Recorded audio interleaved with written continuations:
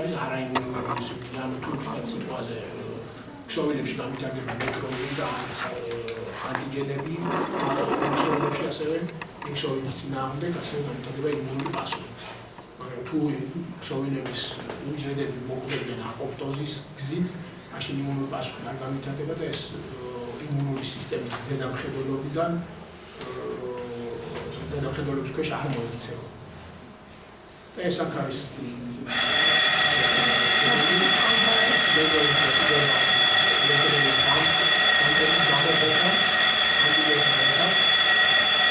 ლოკალური ანთებით პროცესი იწვევს იმას, რომ დენდრიტული უჯრედები მიგრირებენ ამ ქსოვილებში,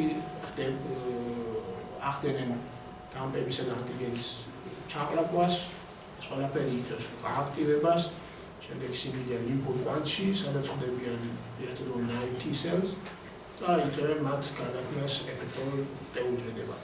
მაშინ, როდესაც აპოპტოზის პროცესი ყველაფერი ხდება შედარებით ჩუმად, არ აქვს დამპს, გაქვს მარტო ანტიგენი, რაც პეპტიდ MHC-კლასოვან კომპლექსების გენერირებას და წარდგენას ხელს უწყობს, მაგრამ ეს ყველაფერი ხდება კოსტიმულატორული მოლეკულების გარეშე და შედეგად ის არის, რომ არ ხდება ადაპტაციული იმუნური პასუხის ჩამოყალიბება.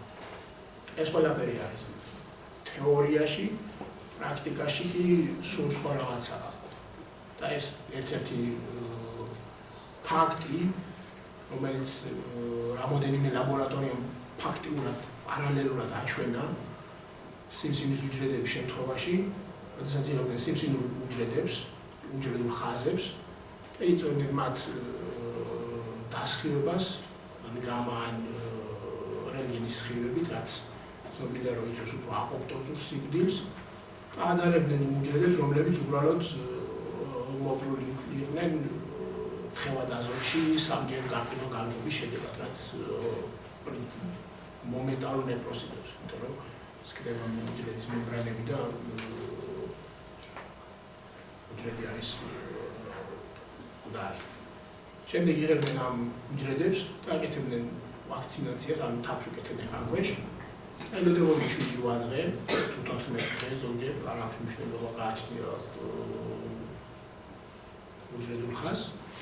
შემდეგ იგივე თავს მეორე ფეხზე უკეთებდნენ ცოცხალ იგივე ცოცხალ უჯრედულ ხაზს, რომელსაც აქვს ზრდის და სიმსივნის ფორმირების უნარი. თუ ვთქვათ ვაქცინაცია აქვს დადებითი ეფექტი, ანუ იწვევს იმუნური პასუხის ჩამოყალიბებას, მაშინ თავები, რომლებმაც მიიღეს ეს ცოცხალი უჯრედები, დაცული იქნებიან სიმსივნის განვითარებისაგან, ხოლო თუ ვაქცინაციის ეფექტი არ აქვს, მაშინ სიმსივნე მაინც ჩამოყალიბდება. რაც აქ არის ნაჩვენები,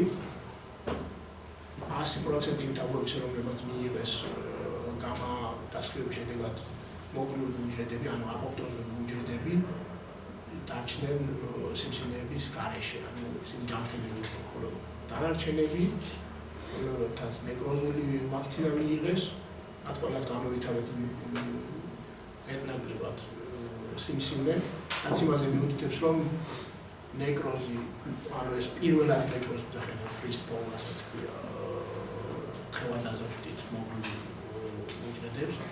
ესეთი ნეკროზული უჯრედები არ არიან იმუნოგენურები, ანუ მათ არ აქვს შეძლებს უნარი, რომ გამოიწვიონ ადაპტაციული იმუნური სისტემის გააქტივება.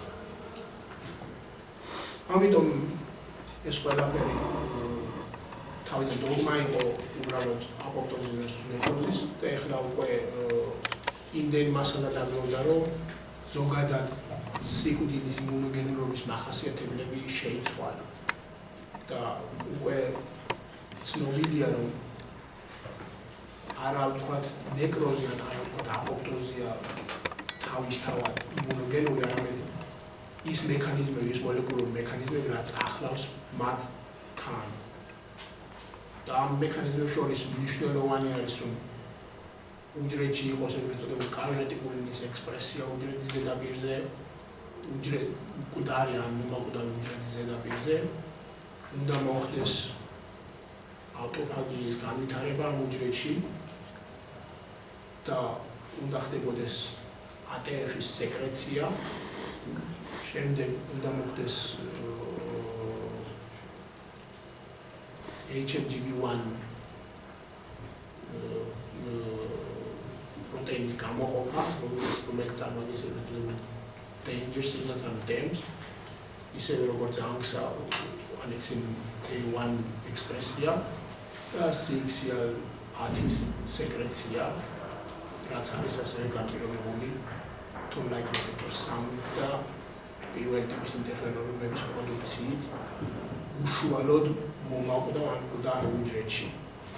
ამასთან ერთად დამატებით უნდა იყოს ინფლამაციის გააქტივება ოღონდ უკვე უნდა ხდებოდეს დენდრიტულ უჯრედებში, ანტიგენ პრევენტიულ უჯრედებში და ამან უნდა ინტერლეიკინ 1 ბეტას სეკრეცია, რაც ელექტროდები პროინფლამატორული ანტების ციტოკინის წარმოადგენს. ეს ყველაფერი ასევე რეგულირდება ATF-ის რაოდენობით სეკრეცირებული ATF-ის რაოდენობით. აი, გვერდით ნაჩვენები არის სხვადასხვა ტიპის სიკვდილი თუ რა მახასიათებლები არის შესწავლილი და ეს მოლეკულური საფუძვლები რომლის არის მეტად ცნობილი. ანუ ეს მოლეკულები თუ სასინონო ძები ამ სიკვდილში რა როლს თამაშობენ. ყველაზე კარგად დღესდღეობით შესწავლილი არის ეგრეთ წოდებული იმუნოგენური ქიმიოთერაპია და რადიაციული თერაპია. ანუ სიმსივნის შემთხვევაში ეს ნიშნავს დასხივებას ან სხვადასხვა ქიმიური აგენტების ზემოქმედებას. ცალკე არის გამოყოფილი ეგრეთ წოდებული ინფექციური პათოგენები, მაგრამ ამ შემთხვევაში შეიძლება სიკვდილი თვითონ უჯრედის არ გამიტანოს, მაგრამ მაინც მოხდეს მისი აღმოჩენა, რადგან აქ დამატებით ფაქტორად როლინება ის მიკრობული პროდუქტები, რაც სინთეზდება ამ ბაქტერიები იქნება თუ ვირუსები იქნება თუ რაც იქნება მათ მიერ. და ცალკე არის გამოყოფილი ეგრეთ წოდებული